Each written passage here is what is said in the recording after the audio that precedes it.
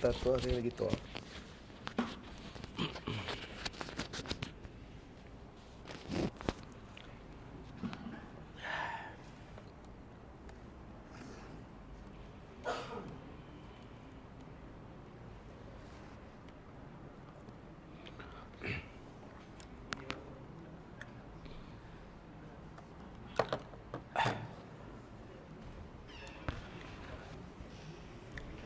Bismillahirrahmanirrahim.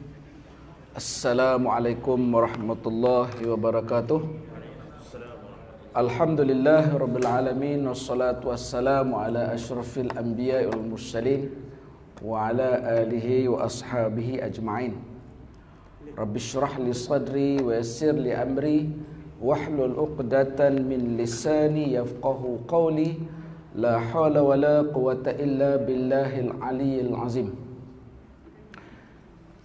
Yang saya hormati Tuan Imam, Ustaz Amirul, barisan pegawai-pegawai surau, barisan ahli jawatankuasa surau, Putra Alamin, yang dikasihi lagi saya hormati tuan-tuan dan puan-puan yang dirahmati Allah sekalian. Pertama sekali kita menjaga syukur kita kepada Allah Subhanahu wa taala atas keizinan dan limpah kurnianya dapat sama-sama kita hadir ke rumah Allah pada malam yang berbahagia ini, setelah kita sama-sama menunaikan solat fardu maghrib secara berjemaah. Kita juga menjaga syukur kita kepada Allah Subhanahu wa taala atas keizinan dan limpah kurnianya dapat sama-sama kita diizinkan oleh Allah Subhanahu wa taala untuk meneruskan kehidupan kita di atas muka bumi Allah. Pada malam ini saya diminta oleh pengurusi surau Spa untuk mengganti beliau, merangkap bos saya. Dia call saya, dia kata dia masih kat pejabat lagi. Aku tak ada nak balik. Dia tak tahu saya pun duduk kat pejabat juga. Tak abang kat dia kan, kita taat kan. Tak boleh abang kat bawah. Saya pun kat pejabat kan, tak cakap. Buat aku kat pejabat lagi. Boleh ganti tak? InsyaAllah kata. Saya pun kat pejabat kat bos tak sebut. Jadi oleh kerana ada bos suruh balik, jadi kita ringkaskan kerja lah. Kalau tak balik boleh buat kerja lagi kan. So insyaAllah jadi saya pun terpanggil atas susunan dan juga kehendak Allah Subhanahu taala pada malam ini untuk menyampaikan, berkongsi sedikit peringatan untuk diri saya sendiri. Banyak pula kamera malam ni. Tak pernah pula ceramah kamera banyak macam ni. Saya rasa macam artis pula. Biasa handphone sendiri kan. Hari ni kamera kiri kanan. Okey, tak apalah. InsyaAllah kecanggihan teknologi. Kecanggihan teknologi hari ini, bercakap di sini orang boleh dengar dia mereka. Buka handphone, buka Facebook. Anak kita duduk kat Amerika lah, kata buka Facebook Spa. Dia pun boleh tengok. Canggih hari ni, kos rendah. So saya kesempatan dah ada kamera dua-dua ni, saya nak promote lah orang Putrajaya. Orang Spa, penduduk di sini, jemaah sini dan juga seluruh lah penduduk Putrajaya, geng surau Putrajaya. Jangan lupa minggu ni kita ada Karnival Rahmah. Jangan lupa masuklah diri kita Karnival Rahmah minggu ni, mulai daripada malam lusa, hari Khamis malam. Pengurusi Spa sendiri akan menjadi moderator forum hari Khamis malam. Siaran langsung daripada Putrajaya melalui TV1. Siapa nak tengok TV pun boleh, nak masuk TV pun boleh. Kalau nak masuk TV kena pergi di dataran Putrajaya. Dapatlah muka masuk TV. Dan seterusnya 27 sehingga 29 akan berlangsungnya Karnival Rahmah selama 3 hari di dataran Putrajaya. Sangat banyak faedah dan kebaikannya dan sangat banyak program-program yang disusun. Sangat banyak. Saya pun terlibat sepenuh masa minggu ni di sana untuk mengendalikan salah satu daripada bus pameran lah, JAKIM. Tadi sampai itu kita banyak macam-macam program-program yang dijalankan, merangkumi pelbagai golongan, daripada golongan kanak-kanak, remaja, dewasa, laki, perempuan, dan macam-macam aktiviti lah.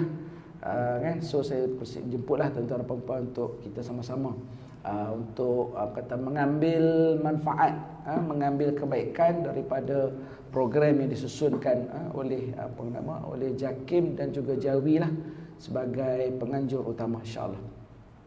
Muslimin muslimat rahmati Allah sekalian, pada malam yang berbahagia ini, dalam lebih kurang masa dalam 30 minit ini, saya ingin berkongsi sedikit perkara ataupun perkara yang begitu dekat dengan kita lah, begitu mudah untuk kita faham. Kita tak nak tajuk yang payah-payah, jemaah tak faham, hak cakap pun tak faham. Sebab susah sangat tajuk kan. Ni tajuk dia mudah isu-isu yang berkaitan dengan apa yang kita kecapi hari ini, iaitu yang berkaitan dengan nikmat yang Allah berikan kepada kita. 3 fasa yang saya akan cakap pada malam ini. Pertama, kedudukan nikmat tu kepada diri kita.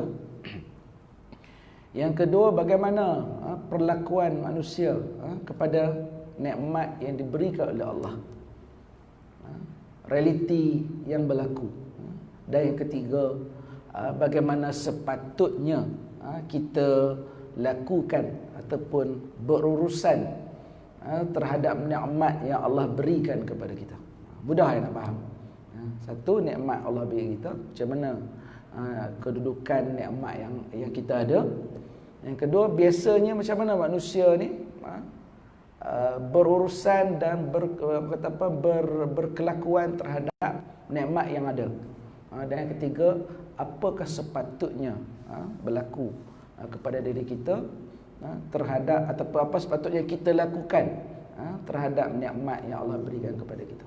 Pertama sekali, realiti yang kita sedia maklum dan kita faham bersama dulu, kini dan selamanya, bahawa nikmat yang Allah beri kepada kita cukup banyak.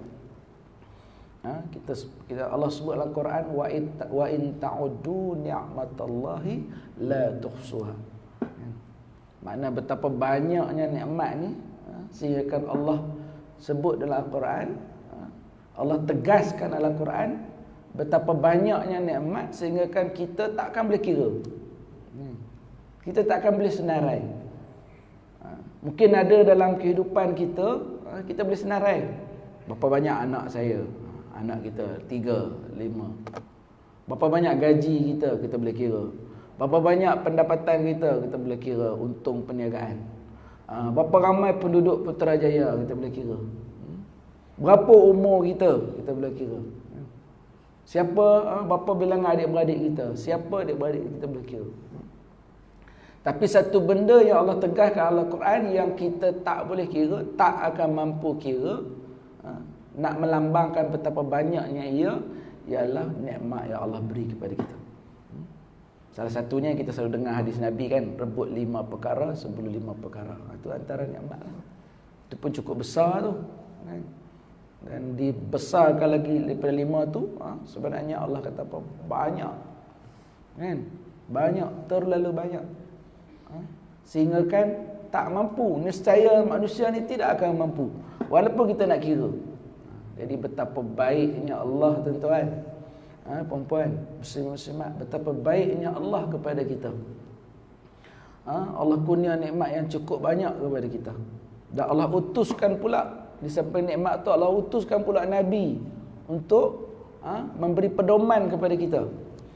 Dahlah dia bagi nikmat banyak, Allah utus Nabi menjadi pedoman, untuk memberi pedoman kepada kita supaya kehidupan kita berada di atas jalan Allah Subhanahu Wa Taala. Dalam keadaan kita mengecapi nikmat yang banyak, Allah turunkan Rasul, pesuruh Allah, kekasih Allah, untuk bimbing kita, supaya kita sentiasa berada di jalan yang benar. Dalam keadaan menikmati nikmat, bukan sekadar Allah bagi nikmat, Allah bagi Rasul pula supaya kita dalam mengecapi nikmat kita akan terus berada di jalan Allah Subhanahu Wa Taala. Dua keadaan ini kalau kita fikir, Allah, baiknya Allah, baiknya Allah, sayangnya Allah kepada kita. Dikurunkan nikmat yang banyak, kemudian diturunkan pula pesuruh Allah, kekasih Allah untuk bimbing kita supaya sentiasa berada di atas jalan Allah SWT. Jadi kalau kita nak hitung dah, kita nak sebut malam ni, tak cukup dengan masa yang ada. Yang mungkin bermula kalau kita nak fikir prioriti yang paling tinggi sekali, kedudukan antara yang paling tinggi, mungkin benda ni boleh dibahaskan lagi lah. Setakat kita nak biasa sebut sini, yang terbesar, yang kita boleh kata terbesar Allah berikan kita, nikmat iman dan Islam. Nikmat iman dan Islam. Yang mungkin kadang-kadang kita yang dah pun beragama Islam sejak lahir, kan? Lahir-lahir kita duduk dalam keluarga Islam. Kadang-kadang kita antara rasa dengan tak rasa lah nikmat tu. Berbanding dengan sahabat kita yang saudara baru, ataupun mu'allaf, orang boleh panggil mu'allaf, mu'allaf. Makna mereka mungkin lebih lagi mensyukuri akan nikmat Islam. Sebab itu tuan-tuan, kalau kita dengar tazkirah Ustaz Abid Liu, berapa kita tersentuh. Dia bercakap kan, tersentuh. Sebab kita dapat rasa betapa dia tu merasai akan syukurnya daripada Allah, pada Allah, kerana dia dapat sesuatu yang cukup bernilai, yang dia dapat setelah usia dia dah, maknanya dia dia dah hidup dululah dalam agama lain, kemudian dia dapat Islam. Bila dia bercakap tu, kita boleh tengok air muka dia tu, maknanya dia nak menunjuk kepada kita bahawa dia rasa cukup bersyukur kerana dia diberi nikmat iman dan juga Islam. Dalam keadaan dia hidup di dunia ini, dia berkesempatan untuk mendapat nikmat tersebut. Jadi nikmat yang terbesar yang boleh kita sebut di sini, Allah kurnia kepada kita cahaya iman dan Islam. Dan kita cukup bersyukur lagi lah, kita lahir-lahir dah Islam dah. Dah tu Melayu Islam pula, duduk negara Islam pula. Ya Allah. Mungkin ada orang Islam, dia lahir Islam tapi duduk kat negara bukan Islam, negara majoriti bukan Islam. Nak cari makanan halal pun payah. Tuan-tuan yang dekat sini biasa pergi negara-negara yang mungkin negara orang Islam, dan mungkin tuan-tuan pun ada juga yang pernah pergi negara bukan Islam, majoritinya bukan Islam. Macam mana kita rasa dia punya different, beza dia. Antara nak kena cari adalah tempat makan. Kita pergi mana pun cari makan lah, celak-celak makan. Saya pergi Bali lama lah, 7-8 tahun lepas. Bali ni dia orang Melayu Indonesia, tapi dia 95% Hindu. 95%, tapi orang Melayu Indonesia, tapi beragama Hindu. Memang susah cari makan halal. Sate banyak kat tepi jalan, sate ayam. Sebelah dia sate babi. Dia tulis sate ayam babi. Lepas tu memang kalau kita keluar untuk pergi berjalan, tengok-tengok pantai cantik semua, memang tak tahu nak makan makanan halal kat mana. Jadi kita bawa pack food daripada hotel, masuk dalam bas. Jadi ada jadi kita dalam perjalanan tu makan yang tu. Tak berani nak minum, nak makan. Sebab tak tahu nak beli kat mana. Sebab semua sama je. Sebab dalam majlis pun dia pun bagi salam. Assalamualaikum warahmatullahi wabarakatuh. Oh, complete. Lagi kawan Indonesia kata, "Pak, jangan dijawab." Kenapa? Dah bagi salam. Bukan Islam. Oh, Hindu. Tapi dia ketua provinsi, dia ketua provinsi ke, ketua apa? Kepala kantor, buat macam itulah kan. Jadi ketua lah yang datang berucap dalam majlis kita ni. Jadi kita mana kenal, dia bagi salam. Jadi kawan Indonesia cakap, jangan jawab Pak, dia bukan Islam. Oh, okey. Mana sukar dibezakan. Itu baru pergi Indonesia. Kata tuan-tuan yang lebih pengalaman pergi negara-negara orang putih yang bukan negara Islam, maknanya. Tapi sekarang ni walaupun kerana Islam tu berkembang cukup pesat, terutama di Eropah, di Amerika, even di Jepun pun, Korea pun. Dan sifat Islam tu agama rahmah, kan? Allah sebut surah Anbiya, "Wa ma arsalnaka illa rahmatan lil alamin." Tu. Mana Islam tu agama rahmah, agama yang sesuai kebaikannya tu kepada semua manusia. Sekarang ni keadaan constraint tersebut dah semakin kurang lah. Walaupun kita pergi negara mana pun, kadang-kadang kita dah semakin mudah lah nak mencari makanan halal, nak mencari tempat semayang dan sebagainya. Hatta di Jepun pun ada coronavirus kan, dekat airport dia pun dia ada tempat semayang untuk orang Islam. Maknanya sifat rahmah Islam tu, walaupun mereka tak menerima Islam tu sebagai akidah mereka, tapi mereka memberi ruang kepada kita yang pergi berurusan dengan mereka tu untuk beramal. Kan? Jadi dia wujudkan entiti begitu. Tapi walaupun masih ada lagi tempat-tempat lain yang susah lah. Susah nak, kalau di tepi tu nak cari tempat makan halal dan sebagainya. Tapi better lah daripada sebelum ini. Jadi nikmat yang cukup besar Allah beri kepada kita, yang kita kena sentiasa syukuri. Kan? Sebab tu kita kena selalu sujud syukur, kan? Bahawa Allah mengekalkan kita dalam keimanan. Sebab itulah kita kena sentiasa kaitkan dengan Allah apabila kita menghadapi apa saja situasi.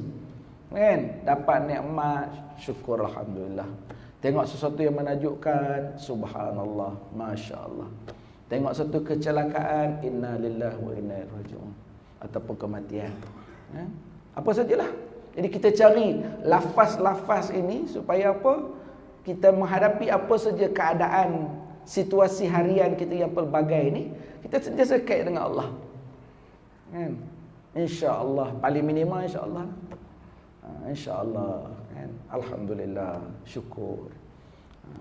Kan? Maknanya supaya diri kita tu sentiasa, jiwa kita tu diikat dengan Allah.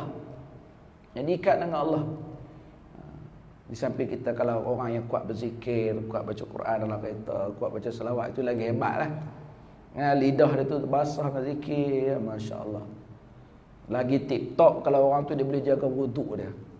Saya ada seorang dua sahabat dia, saya memang tabik spring. Saya jarang nampak dia kalau masuk waktu dia pergi ambil wuduk. Saya kata, budak ni bila dia ambil wuduk tau? Tengok macam duk yuya ya. Tak lagi dia depan imam tu pakai stokin. Mana dia dah sentiasa ada wuduk. Saya dah nampak dah orang tidur 3 orang. Ada wuduk 3 orang. Maknanya dia jaga wuduk dia tu. Kadang-kadang kita pun tak perasan waktu bila dia duduk. Takkan dia tak kentut contoh kan. Takkan dia tak pergi buang air kecil kat bilik air dalam tempoh daripada pagi pasca sampai pukul 1:30. Tapi ialah azan pukul 1 suku 1:30 masuk Zuhur. Dia pergi surah terus main sunat dalam keadaan dia berstokin. Maknanya dia sentiasa hidup dia ada wuduk. Masya-Allah. Saya orang yang jaga wuduk 24 jam ni, saya memang respect. Maknanya dia sentiasa jaga diri dia. Itu pun ciri orang yang beriman.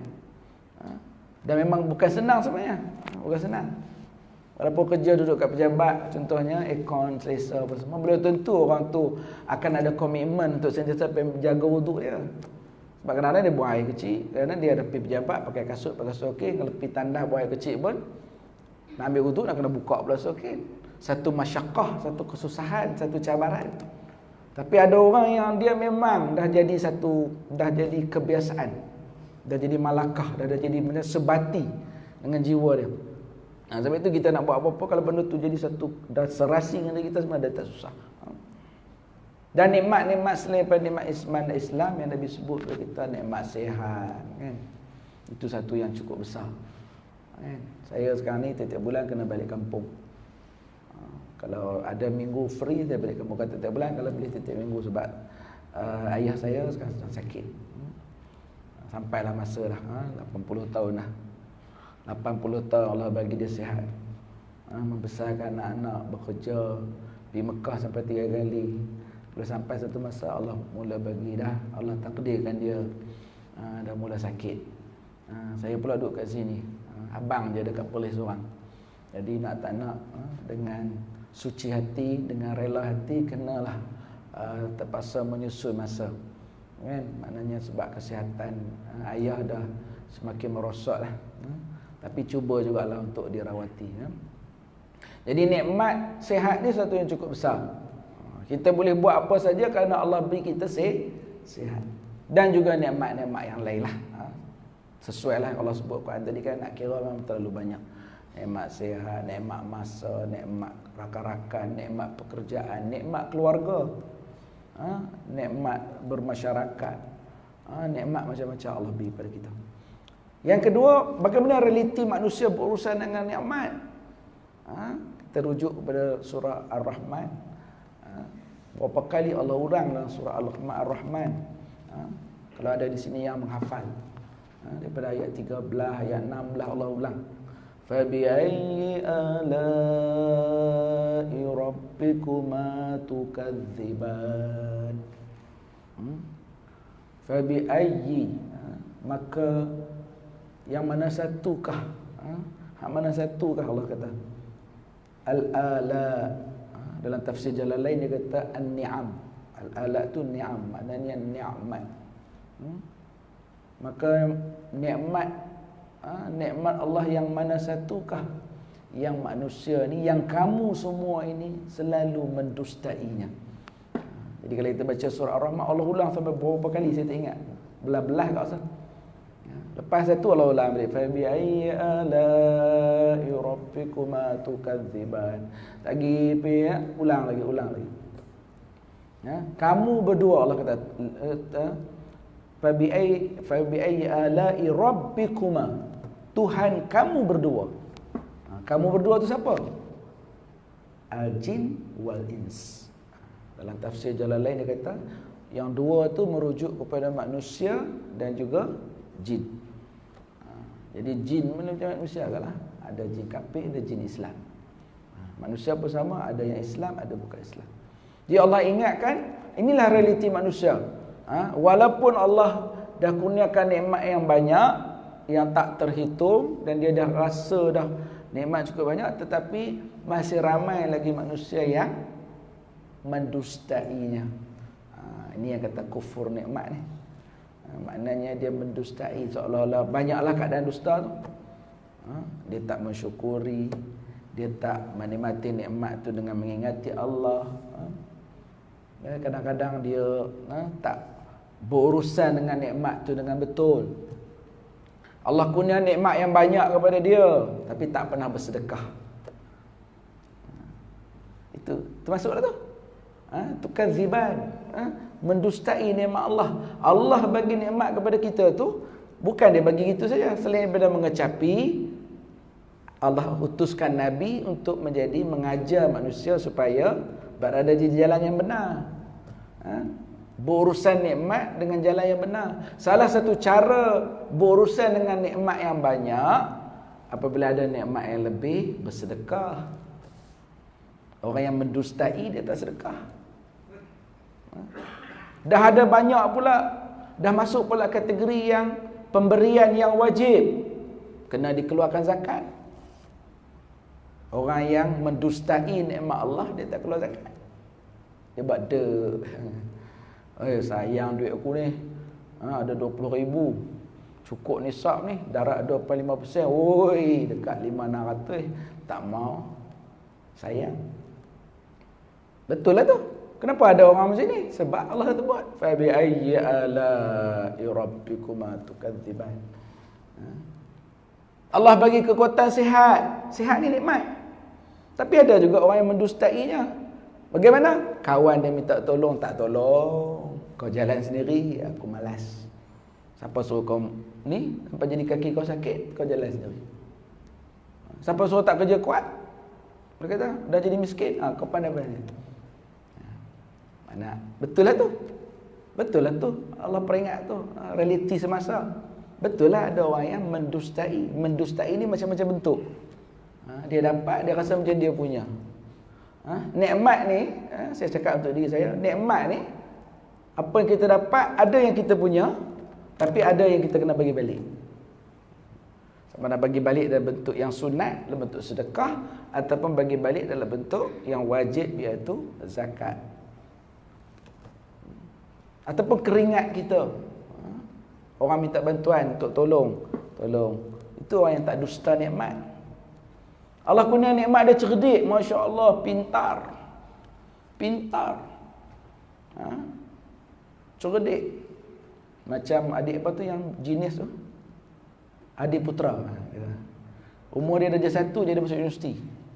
Kata saya tak boleh bergaul dengan kanak-kanak sebab saya punya pemikiran terlalu tinggi gitu. Tapi dia curahkan balik ilmu dia, dia buat kelas, ajar orang. Sebab dia nak kebijaksanaan yang Allah beri kat dia tu semua orang dapat. Teknik matematik yang dia create tu dia nak semua budak-budak lain pun bermanfaat. Itu contoh orang yang tak mendustai nikmat.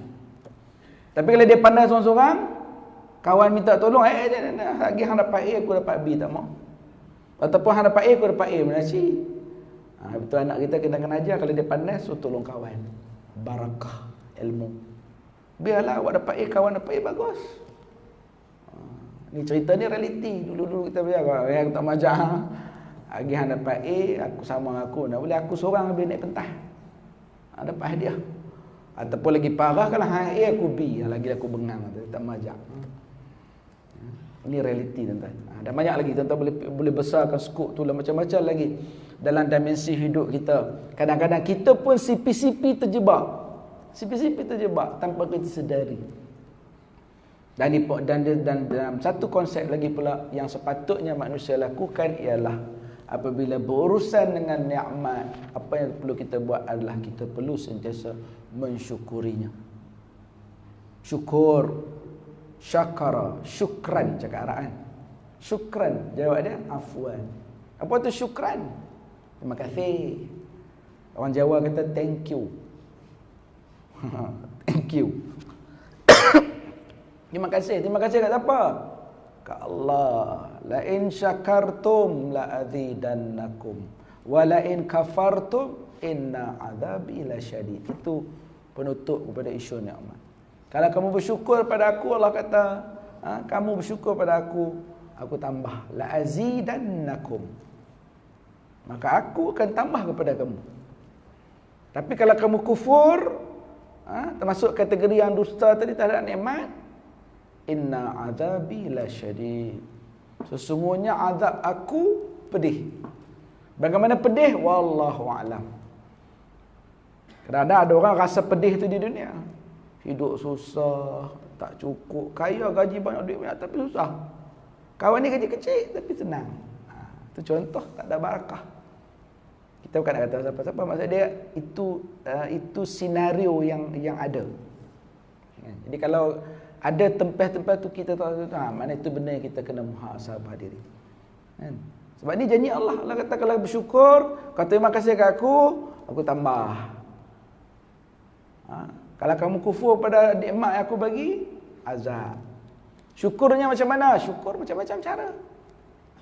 Syukur, sujud syukur. Syukur dengan mentaati perintah Allah. Apabila Allah dah bagi nikmat, tanda syukur balik kepada Allah, tanda terima kasih balik kepada Allah apa? Taat perintah Allah. Sesuai dengan kedudukan kita sebagai umat akhir zaman. Kuntum khaira ummatin ukhrijat linnas ta'muruna bil ma'ruf wa tanhauna 'anil munkar wa tu'minuna billah. Umat akhir zaman ni dia ada tanggungjawab. Tanggungjawab yang istimewa. Kenapa dia istimewa? Sebab dia diminta untuk mentaati Allah dan juga mencegah daripada kemungkaran. Allah minta itu aja. Cuma kaedah tu diperincikan lagi lah. Jadi tanda syukur kita kepada Allah, kita beriman kepada Allah. Buat segala perintah Allah, tinggal segala larangan Allah. Itu apa? Itu tanda syukur kepada Allah. Selain daripada yang direct kita boleh faham lah, sujud syukur boleh juga hari-hari. Lepas habis sembahyang isyak kan, sembahyang sunat ba'diyah 2 rakaat, bagi salam, lepas tu sujud syukur. Jadi amalan. Lepas solat subuh, lepas habis solat subuh, lepas doa-doa semua, sujud syukur. Sujud syukur ni boleh bila-bila masa. Boleh bila-bila. Duduk saya saja pun masuk surau, asal ada wudu. Asal ada wudu. Dia sunat kan. Kalau kita tak kiam pun tak apa, sambil duduk pun boleh. Asal ada wudu, sambil duduk tahiyat tu kita sujud kan. Allahu akbar, sujud. Niat dalam hati saja aku sujud syukur dan Allah Taala. Betul, dalam sujud tu ucaplah terima kasih kepada Allah ada nikmat Allah bagi. Sebab ini janji Allah. Syakartum azidannakum. Itu kan, kalau kamu syukur aku bagi. Cuma bagi tu jangan duk tunggulah. Kan? Allah nak bagi balik kat kita tu tak boleh ditunggu-tunggu. Ai mana ni? Dah derma RM5 tadi kat spa. Tak dapat pun RM500. Mana boleh. Tu yang jadi budak derma dekat surau tu. Dia derma kat surau RM3. Nah, sebelum tu dia macam mana? Dia Allah tak ingat nak cerita. Dia derma kat surau RM5. Lepas tu dia ambil balik RM2 jadi RM3. Dia tukar duit ni dia buka bagi RM3 ambil RM2. Betul lah dia pergi dekat stesen minyak, ada orang nak buh minyak, pakcik tu kereta rosak. Dia kata adik pandai perbaik dia pun memang kebetulan mekanik.